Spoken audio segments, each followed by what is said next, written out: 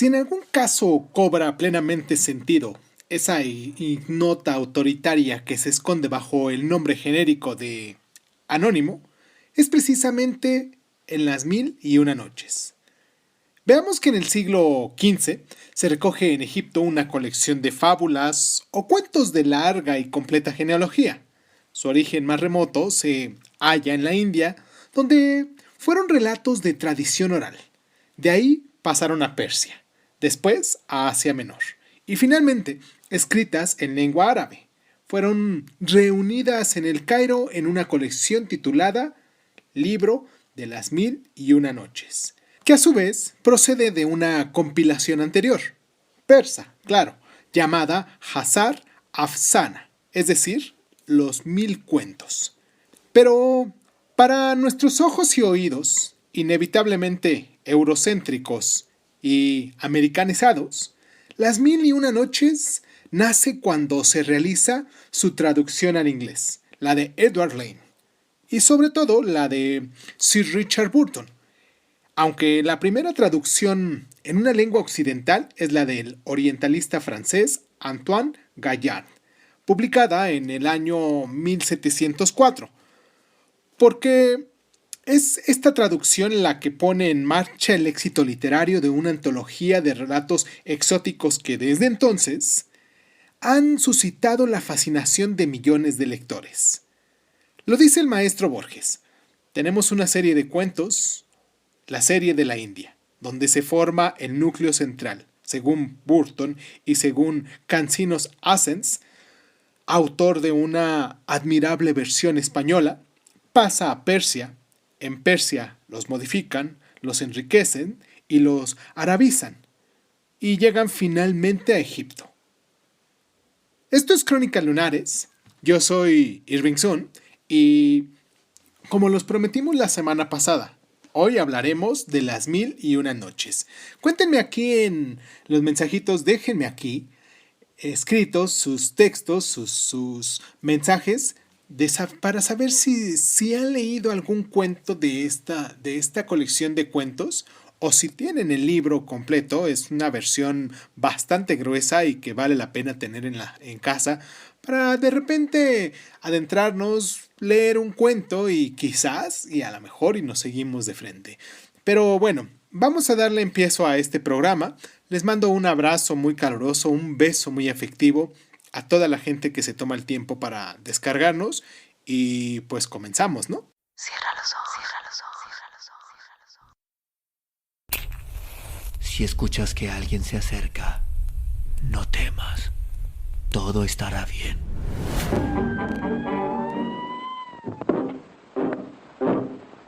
Oh, I'm going down to St. James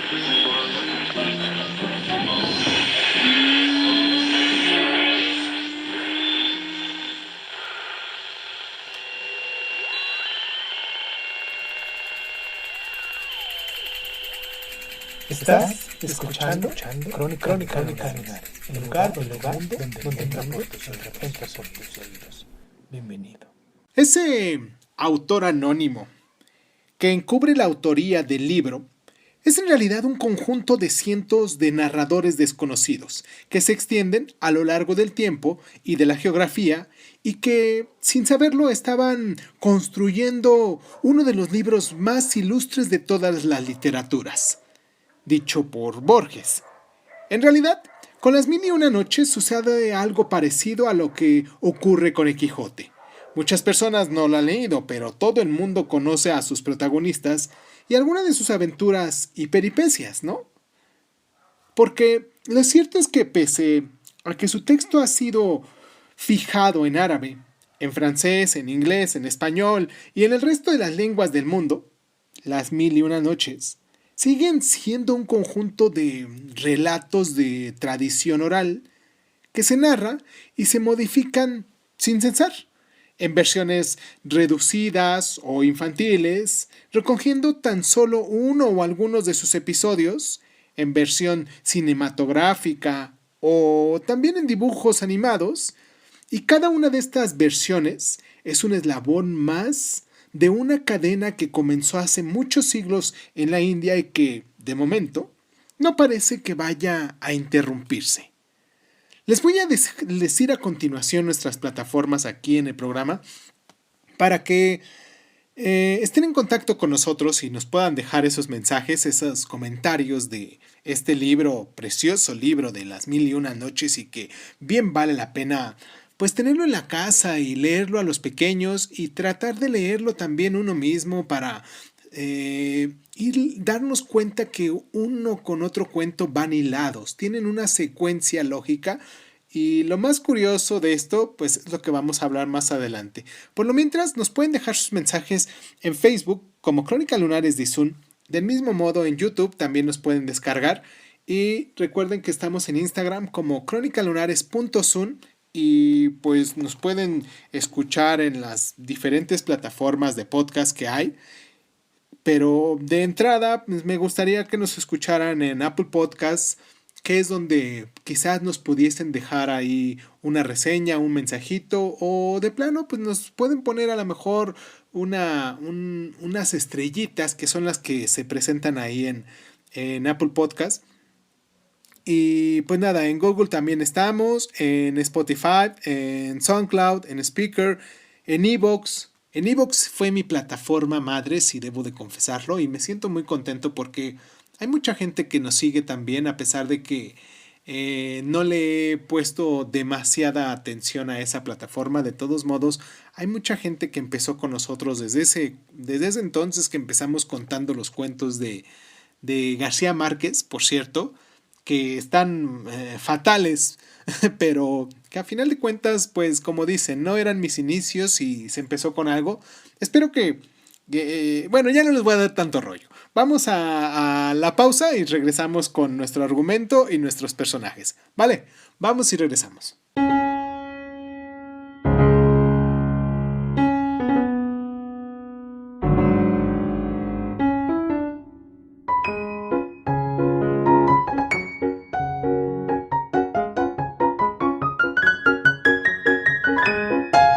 Las 1001 noches se trata de un conjunto de cuentos concatenados que se sustentan en un episodio inicial.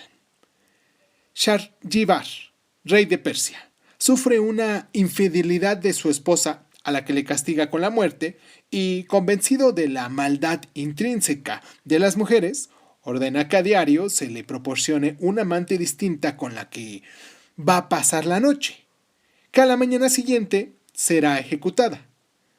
Scheherazade, bella e inteligente hija del visir, se decide romper la trágica cadena y pide a su padre ser entregada ella misma al soberano. Esa noche, la joven narra un interesante relato al rey, interrumpiéndolo justo en el momento anterior al desenlace. La curiosidad real provoca la decisión de posponer la muerte de Scheherazade, al menos hasta conocer el final del cuento. La sagaz muchacha es capaz de entrelazar un relato con otro, a cuál más interesante, interrumpiéndolo siempre justo antes del final, y de esa forma logra que la situación se prolongue durante 1001 noches, al cabo de las cuales el rey, admirado por el ingenio y el encanto de la narradora, decide tomarla por esposa. Algunos de los cuentos de esta obra han alcanzado proyección universal. Por ejemplo, Aladino y la lámpara maravillosa, Sinbad el marino, Alí Baba y los 40 ladrones, etc. Figuran en todas las antologías del relato fantástico y de aventuras, sobre todo del dirigido a un público infantil y juvenil, pues crea un mundo en el que lo mágico y lo maravilloso se impone sobre el resto de los componentes literarios y culturales.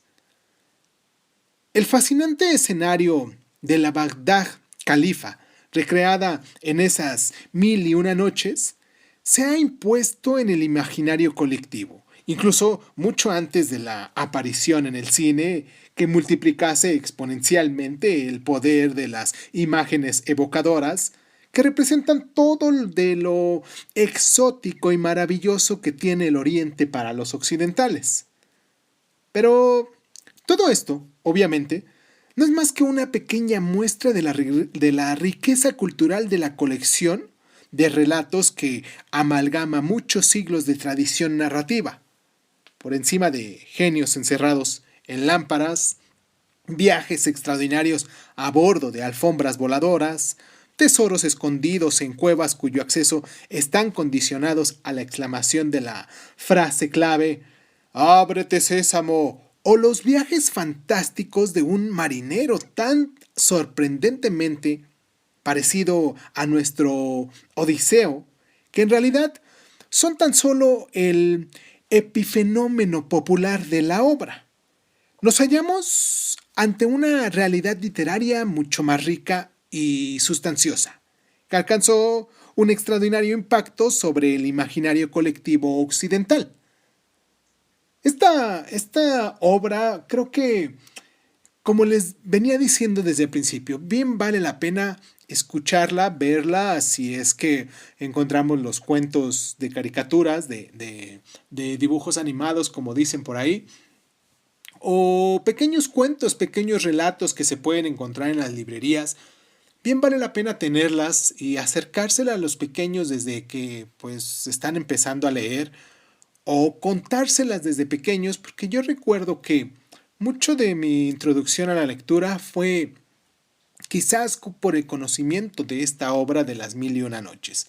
Vamos a hacer esta siguiente pausa porque quiero mandarles un abrazo a la gente de República Dominicana que ha estado aquí con nosotros desde pues hace mucho tiempo, también a la gente de España que pues nos sigue mucho, quizás por el mismo, compartimos el mismo idioma y las personas que están allá pues nos están escuchando pues mucho, están descargando estos audios y me hacen sentir muy contento de eso.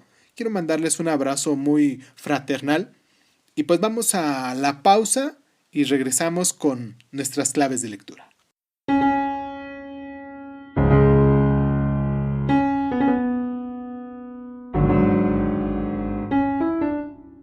Las Mil y Una Noches es uno de esos libros que nos sorprenden, que sorprenden al lector, que cree conocer previamente su contenido y descubre que lo nuevo es tanto o más interesante que lo ya conocido, que es lo que nos sucede.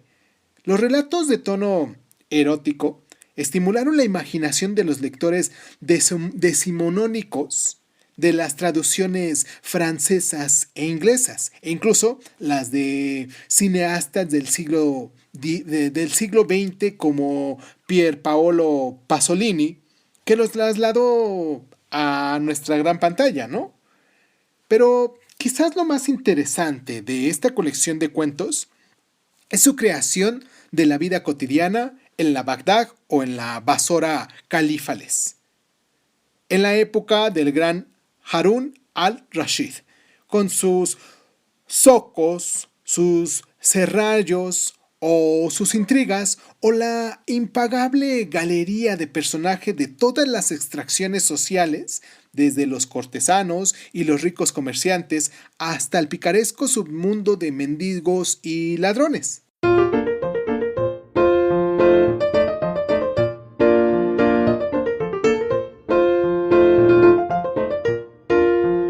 Lo ha contado también Jorge Luis Borges.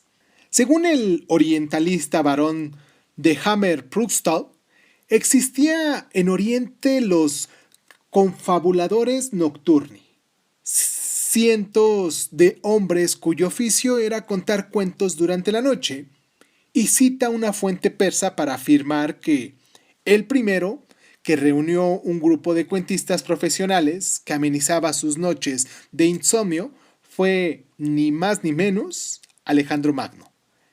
De ser cierta esta tradición, veríamos cómo en realidad la sagaz Sherezada fue quizás la más eficaz confabuladora nocturna de la historia, capaz de mantener en vilo la curiosidad del califa durante esas 1001 noches, ¿no?